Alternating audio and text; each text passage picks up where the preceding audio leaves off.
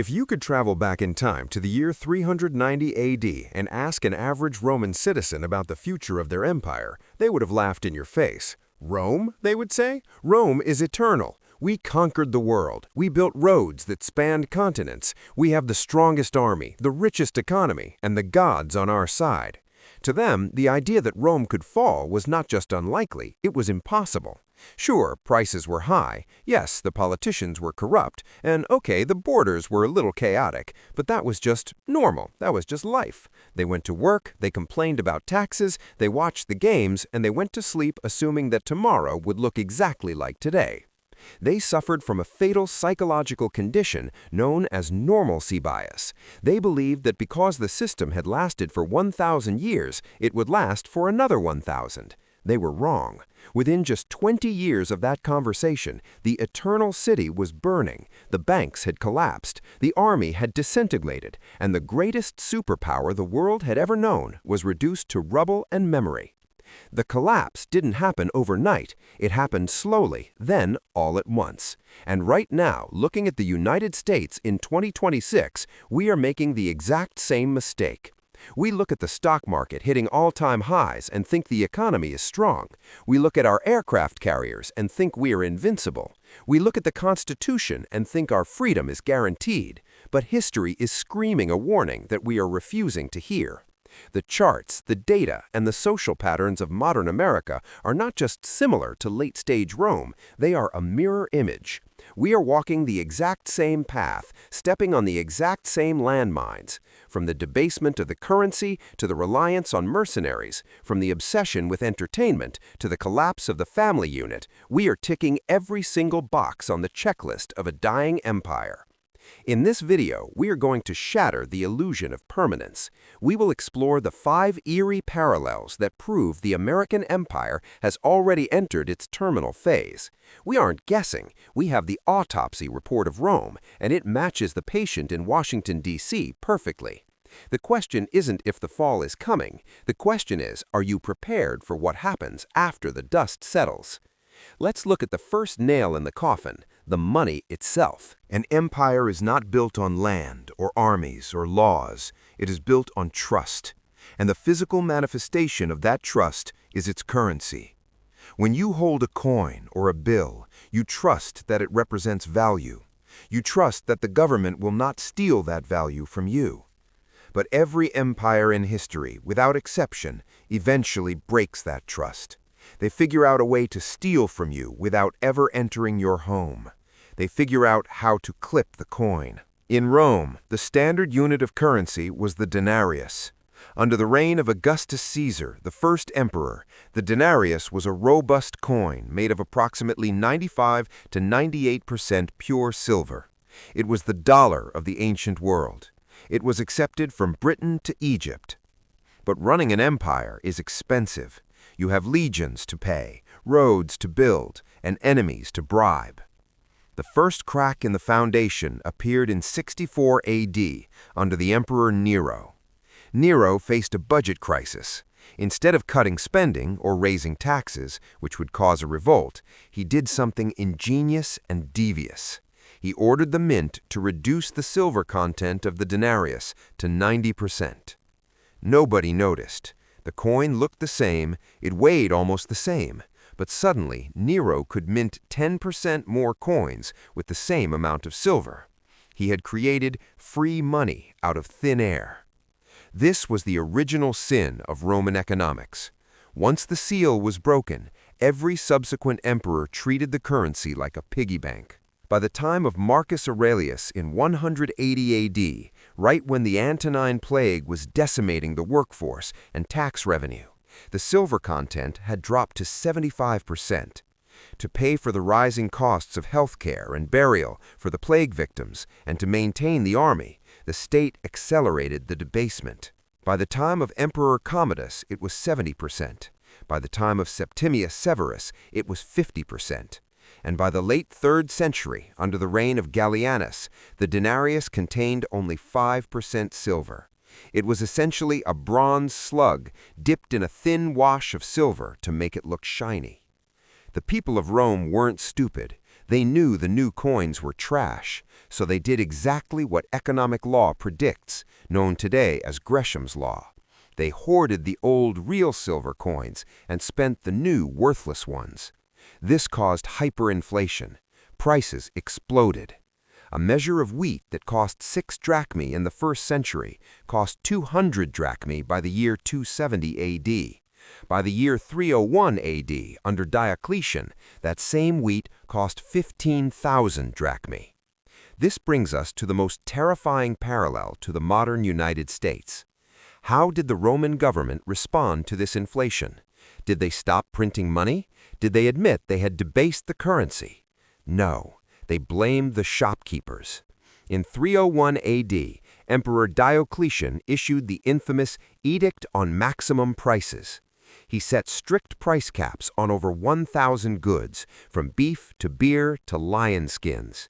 He declared that anyone caught selling above the government price would be executed. The result was catastrophe. Farmers refused to sell their goods at a loss. Shopkeepers closed their doors. Goods disappeared from the shelves, and a massive black market emerged. The economy didn't just slow down, it ceased to function. Now, let's look at the U.S. dollar. In 1913, the United States created the Federal Reserve. At that time, $1 could buy you a pair of quality leather shoes, a shirt, and a dinner. In 1933, President Franklin D. Roosevelt confiscated the citizens' gold, effectively decoupling the dollar from tangible wealth for the domestic population. In 1971, President Nixon completed the process, severing the dollar from gold internationally. He promised it was temporary.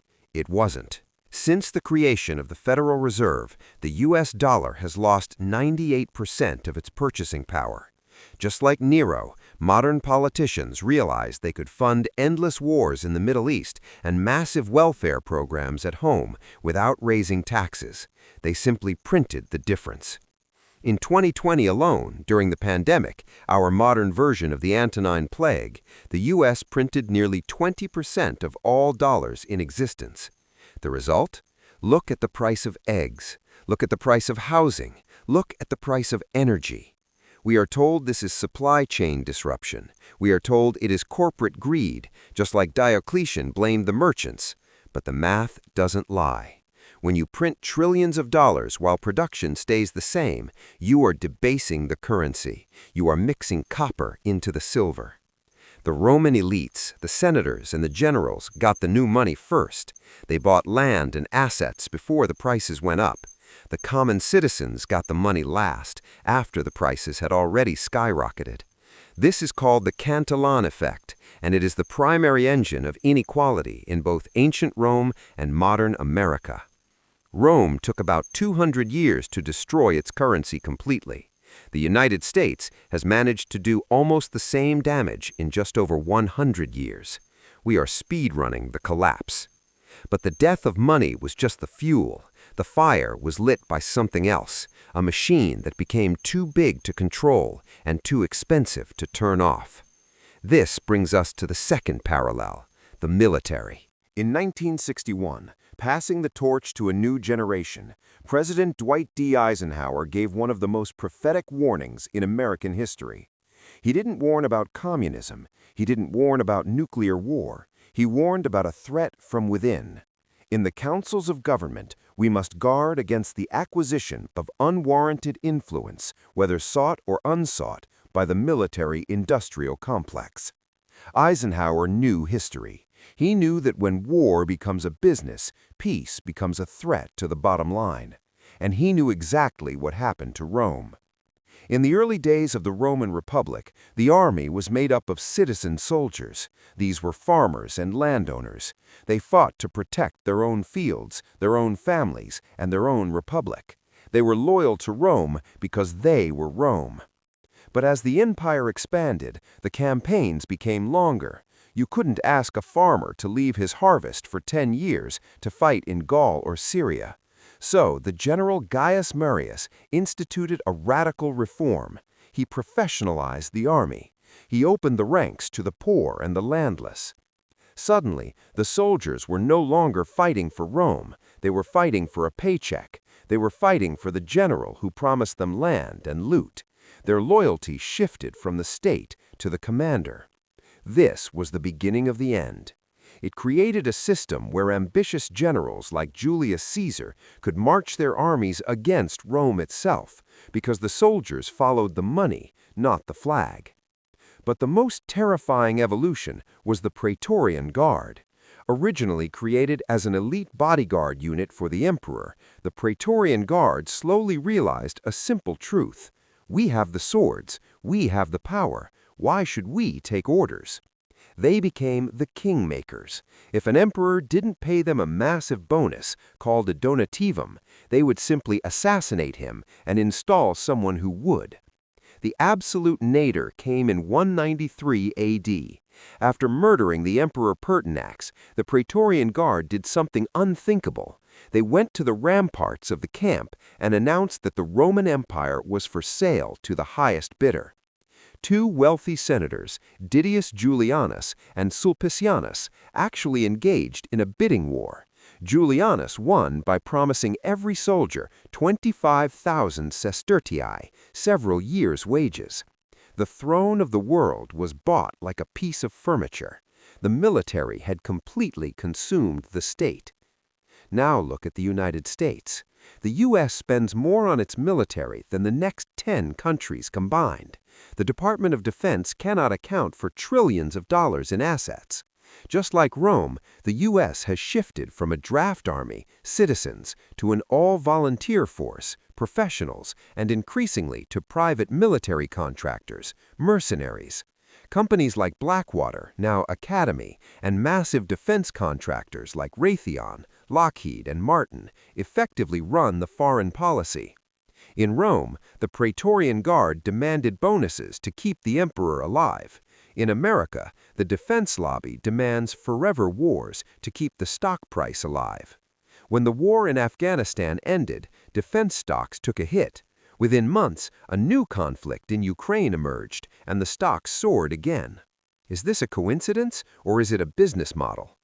Rome expanded its borders so far that it could no longer defend them.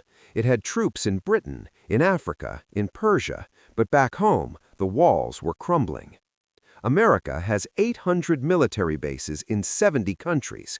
We are protecting the borders of South Korea, Germany, and Iraq, yet we cannot secure our own southern border in Texas.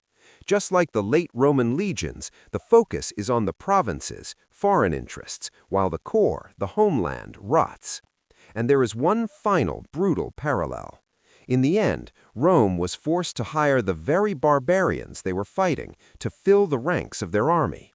They gave citizenship to Goths and Vandals in exchange for military service. The Roman historian Vegetius wrote, "The Roman people, initially, were most intent on the arts of war, but a long peace has made them forgetful." He was wrong. It wasn't peace that made them forgetful. It was corruption. The legions didn't lose their ability to fight. They lost their reason to fight. And when the soldiers are only in it for the money, the moment the money runs out, or the moment the enemy offers a better price, the gates swing open. But the corruption didn't stop at the barracks. It went all the way to the Senate floor. This brings us to the third nail in the coffin, the oligarchy. If you walk through Rome in the 3rd century AD, you would still see the letters SPQR everywhere. Senatus Populusque Romanus, the Senate and people of Rome. The symbols of the Republic were still there. The Senate still met. They still wore white togas. They still debated laws. They still voted. But it was all theater. In reality, the Republic had died centuries earlier. The power had shifted from the people to the palace. In the early days of Rome, the Senate was a council of elders. But as wealth poured in from the conquests, the Senate transformed into an exclusive club for the ultra-rich, known as the optimates, the best ones. They used their wealth to buy elections, bribe judges, and rewrite laws to benefit their own estates. When two brothers, Tiberius and Gaius Gracchus, the populares, tried to pass land reforms to help the poor veterans and the landless citizens, the Senate didn't debate them. The Senate murdered them. This was the moment the mask slipped. The oligarchy proved they would burn Rome to the ground before they gave up a single inch of their power. By the late empire, the emperor was the face of the nation, but the real machinery of the state was run by an army of unelected bureaucrats, wealthy freedmen, and intelligence operatives, the frumentari. They were the ancient deep state. Emperors came and went, often assassinated by their own guards, but the bureaucracy remained. The tax collectors remained. The corruption remained. Now, look at Washington, D.C. We are told we live in a representative democracy. We vote every 2 or 4 years. We believe that if we vote harder, things will change. But in 2014, a major study by Princeton University, Gillens and Page, analyzed nearly 1,800 policy issues in the U.S. Their conclusion was terrifyingly simple. The preferences of the average American appear to have a minuscule, near-zero, statistically non-significant impact on public policy. Let that sink in. Near zero. If the top 10% of donors want a law passed, there is a 70% chance it will pass. If the bottom 90% of citizens want a law passed, there is a 0% chance it will pass, unless the donors also want it. This is not a democracy. This is an oligarchy. Just like the Roman optimates, the American political class has become a caste system. Lobbying. In Rome, you bought a senator with gold. In America, you buy a senator with a campaign donation or a promise of a high-paying job on K Street after they retire. Insider trading. Members of Congress consistently outperform the stock market. They write the regulations for big tech and big pharma while secretly trading stocks in those very same companies. The uniparty. We are distracted by the red versus blue culture war. We fight over pronouns and statues, but on the things that actually matter, war, banking, surveillance, and corporate bailouts, both parties vote exactly the same way. The Roman Senate eventually became irrelevant. They were just rich men in fancy clothes, rubber stamping the orders of the emperor and his deep state handlers.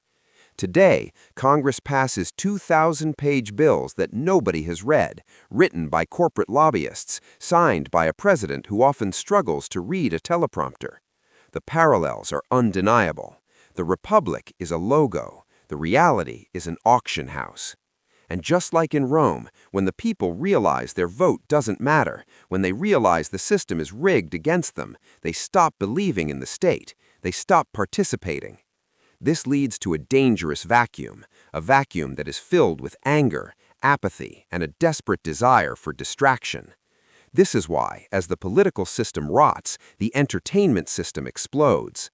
But before we explore the dark world of bread and circuses, the ultimate weapon of mass distraction, I have a request. The algorithm hates content that exposes the system like this. If you want to help us bypass the gatekeepers and keep spreading the truth, please subscribe to the channel and turn on notifications. It's the only way to ensure you don't miss the next chapter. Now, let's look at how the empire keeps you sedated. There is a moment in the history of every dying empire when the people stop caring about their freedom and start caring only about their comfort. The Roman poet Juvenal captured this perfectly around 100 AD. He wrote with biting sarcasm, "The people that once bestowed commands, consulships, legions, and all else, now meddles no more, and longs eagerly for just 2 things, bread and circuses." In the early republic, a Roman citizen's duty was to vote, to fight, and to farm. But as the wealth gap exploded and the middle class was wiped out by inflation and slave labor, millions of Romans flooded into the city, unemployed and angry. The emperors knew that a hungry mob is a dangerous mob, so they created the cura annone, the grain dole. By the time of Augustus, over 200,000 citizens were receiving free grain every day. It was the ancient world's universal basic income. But food wasn't enough. People with full bellies and empty minds start asking dangerous questions. They start asking why the emperor is so rich. They start asking why their sons are dying in foreign wars. So the emperors gave them the circuses. They built the Colosseum. They staged massive gladiator fights, chariot races, and even flooded the arena for mock naval battles. At its peak, Rome had 175 public holidays a year. Think about that. Almost every other day was a distraction. While the currency was collapsing, while the borders were burning, the average Roman was screaming in the stands, betting on which gladiator would live or die. They were entertained into submission. Fast forward to modern America. We don't have a grain dole, but we have SNAP, EBT, and stimulus checks. During the pandemic, the government literally sent checks to people to stay home and stay quiet. We don't have the Colosseum, but we have something far more powerful. We have the Black Mirror in our pockets. The modern circus is not just a stadium, it is everywhere. It is the infinite scroll of TikTok. It is the 24-hour news cycle designed to keep you outraged but inactive. It is the obsession with sports, celebrity scandals, and reality TV. Why do millions of Americans know more about the Kardashians or the latest NFL draft pick than they do about the Federal Reserve or the national debt? Because that is the design. If you are busy arguing about a movie or a tweet, you aren't paying attention to the fact that your money is being stolen through inflation. The technology has changed, but the psychology is identical. Rome, keep them fed so they don't riot, keep them entertained so they don't think. America, keep them medicated, keep them distracted, keep them divided. The terrifying truth is that bread and circuses works. It worked in Rome for centuries. It is working in America right now. But there is a fatal flaw in this system. You can print money to buy the bread. You can build stadiums to house the circuses. But you cannot buy the one thing that actually holds a civilization together. It is invisible, it is fragile, and when it breaks, no amount of money or entertainment can fix it. It is the soul of the nation. Rome didn't just fall because of economics or war. It fell because the people stopped being Romans. This brings us to the final and most disturbing parallel, the death of civic virtue. Do not click away. This final chapter explains why, even if we fix the economy tomorrow, it might already be too late. An empire can survive bad money. It can survive corrupt leaders. It can even survive military defeats. But it cannot survive the death of its own soul. The Romans had a concept called mos maiorum, the way of the ancestors. It meant duty, honor, discipline, and loyalty to the family and the state. For 500 years, this unwritten code held the republic together. A Roman citizen didn't need a policeman on every corner because he policed himself. He sacrificed for the future. But as wealth and luxury poured in, the mos maiorum evaporated. By the late Empire, the Roman elite had become obsessed with self-indulgence. They didn't want to serve in the legions anymore. It was too hard. They didn't want to hold public office for honor. They wanted it for profit. Most shockingly, they stopped having children. History books rarely talk about this, but Rome suffered a massive demographic collapse. The upper classes saw children as a burden. They interfered with their parties, their vacations, and their affairs. The historian Polybius wrote, "In our time, all Greece was visited by a dearth of children. The people had fallen into such a state of pretentiousness, avarice, and indolence that they did not wish to marry, or if they married, to rear the children born to them." Emperor Augustus was so terrified by the shrinking population of native Romans that he passed laws, the Lex Julia, punishing celibacy and rewarding families with 3 or more children. It didn't work. You cannot legislate a desire to live.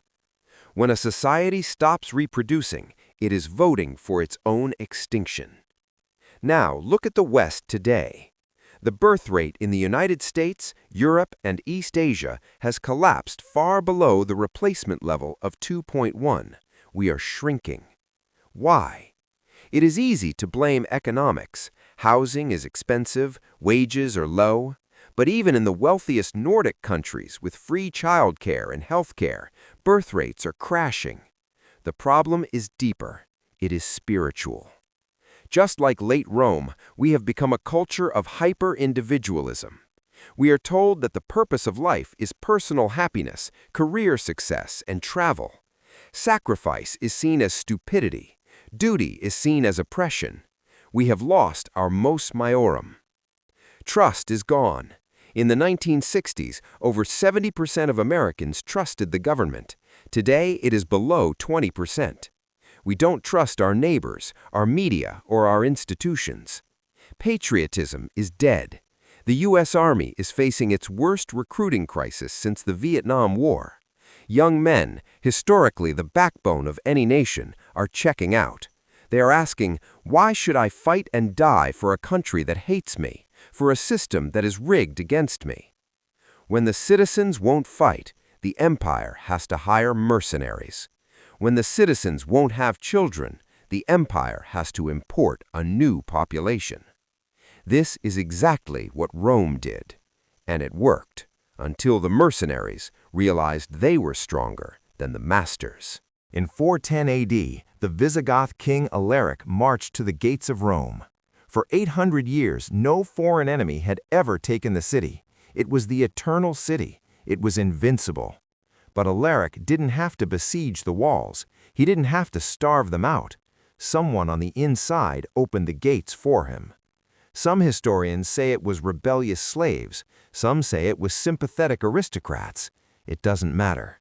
What matters is that by 410 AD, there were no Romans left to defend Rome. There were just people living in a geographical location trying to survive the inflation, the corruption, and the chaos. The empire didn't fall with a bang. It fell with a whimper. It fell because it was exhausted. So, where is America today? We have the debased currency, Chapter 1. We have the mercenary military, Chapter 2. We have the corrupt oligarchy, Chapter 3. We have the distracted masses, Chapter 4. And we have the demographic and moral collapse, Chapter 5. The stage is set. The actors are in place. The script has been written by history itself. The only question left is who will kick in the door. Will it be a foreign superpower? Will it be an internal civil war? Or will we simply fade away into irrelevance, replaced by a younger, hungrier civilization? We cannot save the empire. The math is too far gone. But you can save yourself. You can save your family.